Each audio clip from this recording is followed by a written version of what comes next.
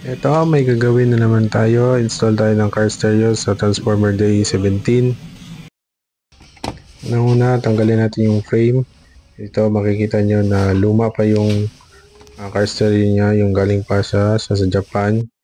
At ang frame niya, kailangan natin itong i-customize. Cuttingin natin para malagay natin yung ating 7 inches na car stereo.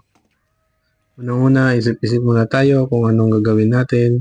Pero kalauna na ay makukuha din natin ito. Wala namang imposible kung ano ang mga diskarte nating dapat gawin. Importante lang ay mag-isip tayo ng mabuti para hindi tayo magkamali. Ang diskarte kong ito ay nagamit na din natin ito sa ibang unit at nasanay din tayo dito kasi nakagawa na din tayo ng sa dating unit ng ganito. Kaya kung sakaling ang ideyang ito ay mali man o pangit na idea, ay comment nyo dyan sa ating comment below kung ano ang mga idea din nyo, i-share nyo din. At ito, fast forward natin, malapit na rin itong matapos ang ating frame para makabit natin ang kanyang car stereo na MP5 7 inches by 4 ito. At ito, nakabit na natin yung car stereo natin 7 inches by 4 sa kanyang frame. At maganda naman tingnan. Sana ay magustuhan ng ating customer. At tanggalin na natin ang kanyang car stereo na luma.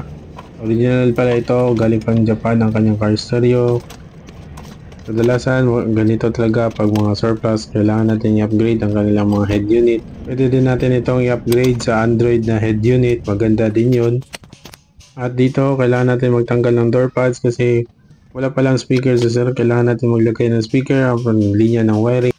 Meron akong ituturong diskarte para paano matanggal ang ganitong window riser sa mga sasakyan nyo. Una, kumuha tayo ng tela. Kailangan natin maipit yung tela at saka hila-hilain kasi para maipit dyan sa kanyang lock na maliit. Ayun, malapit na matanggal yung lock niya. Ay, papakita ko yung lock kung sobrang maliit ito kaya mahirap nitong tanggalin. Ayan, ito yung lock ng window riser. So, mabilis ang fit ulit sa kanyang dashboard. Dito makikita natin kung maganda ba. Maganda ba siya mga quiz? Ipapakita ko naman sa inyo kung paano mag-tap ng wiring.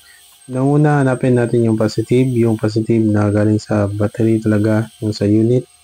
Yan, ito yung positive niya. At pag nakita na natin yung positive niya, hanapin na naman din natin yung kanyang accessories. So, kailangan mo yon ng kanyang susi para sa mag-easy siya. So, ayan, ito yung accessories niya. Pag naka-on ng susi, mag-ilaw yan. Ito yung kasali na bagong socket galing sa car stereo. At ito yun, natap na natin. Ang yellow is parating positive. Ang red is accessories. Pag mag-off ka ng susi is mawawala ang kanyang live o supply na positive sa pag-accessories. Yung kulay red. Yan, i-off natin. Wala na. Pag naka-on, meron. Ito yung accessories niya. At ayun, nilinis ko na yung mga wirings niya. Ayusin lang natin na hindi magkadikit yung positive at saka negative. At yung sa speaker ay susunod natin. At dito, nag-wiring na tayo ng speaker. Ito yung speaker socket niya galing sa pagkabili natin brand new. At yun, gamit tayo ng heat insulator. Maraming salamat talaga dito kay Sir. Navy pala si Sir. At nagpalagay siya sa atin. Malaking tulong na po ito. Kaya tayo nagsusumika para sa ating pamilya. At ngayon, papakita ko ang kanyang speaker ay wala talaga. So, kabilaan to. Sa front lang, walang speaker. Kasi sa likod, hindi na malagyan. At ito, improvise din namin ang kanyang lalagyan ng speaker. Kasi wala na ang kanyang frame din dito sa kanyang door.